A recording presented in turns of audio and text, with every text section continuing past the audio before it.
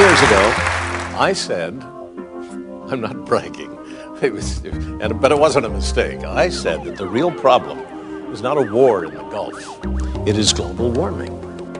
I also said that 99% of the scientists endorsed the theory and predicted, quote, increased extreme weather events. Not many people were listening. If you remember the New Explorers, we based it on the scientific method. You observe a problem, you hypothesize what the problem might be, you go out and experiment and gather data to resolve it, and then come to a conclusion. Why are we having so many violent hurricanes? Is it unusual? Well, not if you were listening to the experts 10 years ago. They predicted more extreme weather events, just like Katrina. Why? Because the world is getting hotter, specifically the water. 10 years ago, my lead-in introduction looked something like this.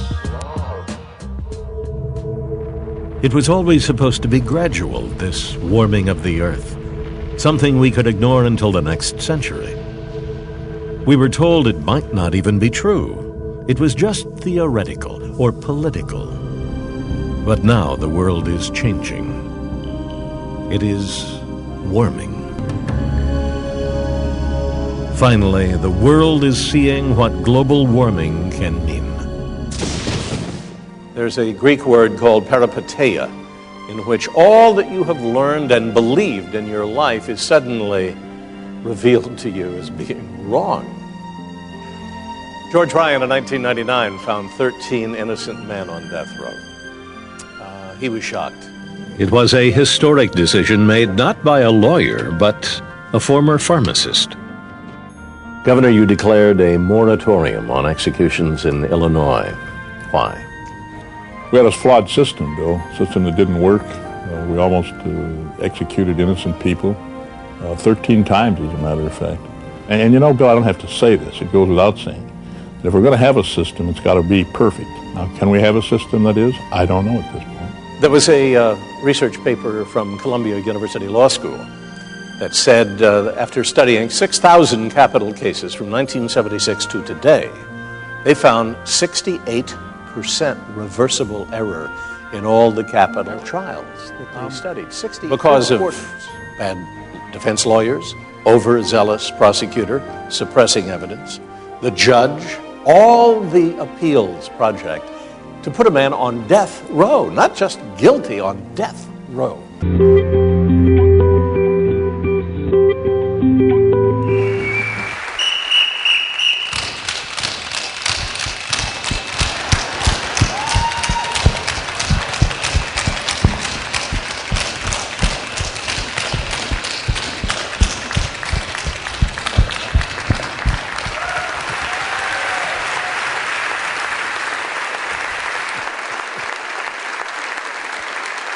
Nothing to it, folks.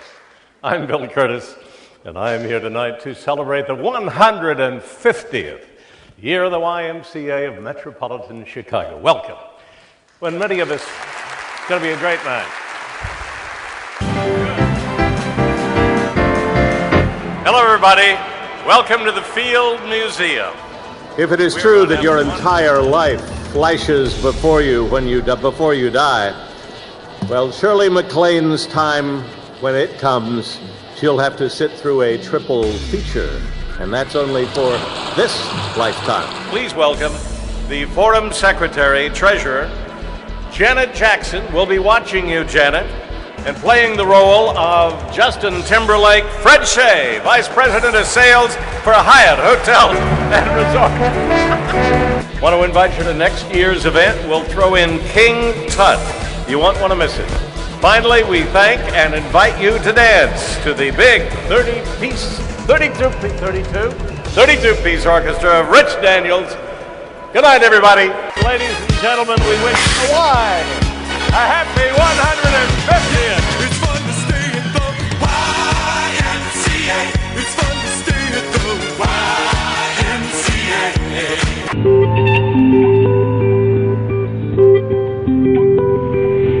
He's a big fan fan of Michael Palin, and Bill was excited simply to be here to introduce him, but we were thrilled when he asked us, and he agreed to lead Michael in conversation. Please welcome to our stage broadcasting legend and great friend of the Chicago Public Library, Bill Kurtis. This is In Defense of Food, and I must say that I started with the botany of desire, and I said, a guy who likes flowers. And it was informative. But when I reached the omnivore's dilemma, it became something of a Bible, an inspiration. What you've laid out is the foundation of, your book, but also the attack on the current food supply.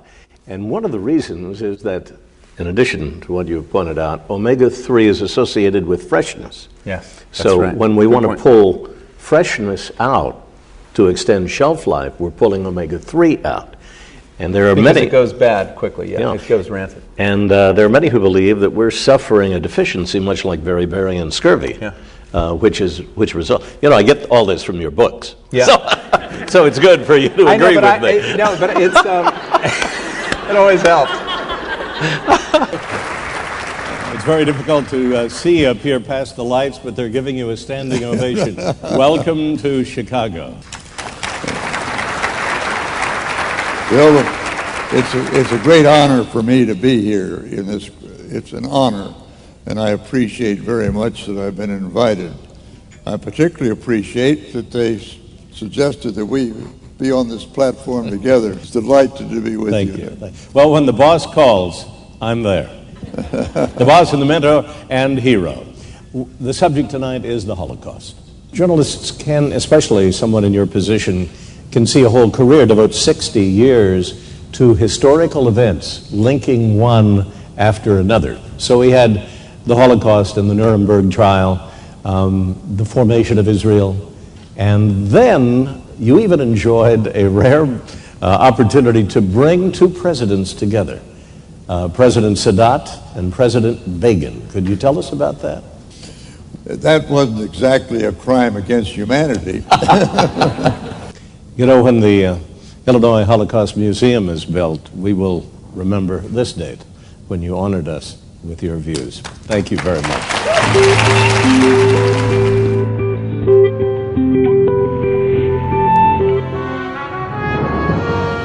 There was a time before cable,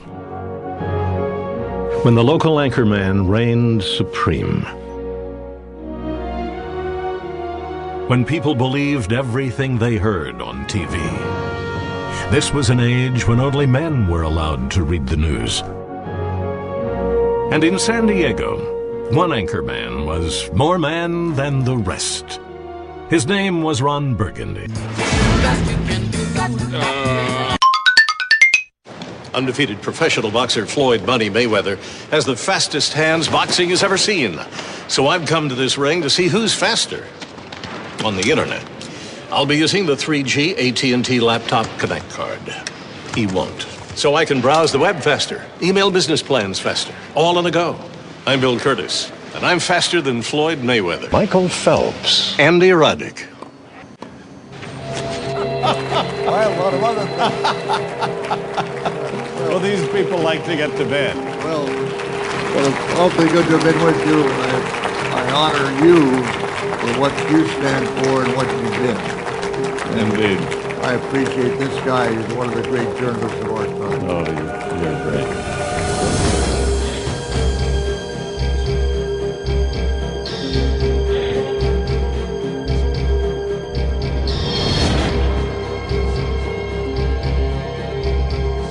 Hi, Bill. How are you?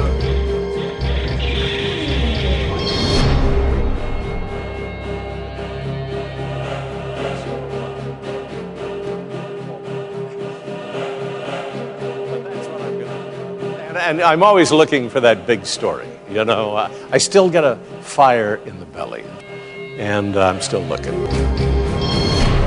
Go to black.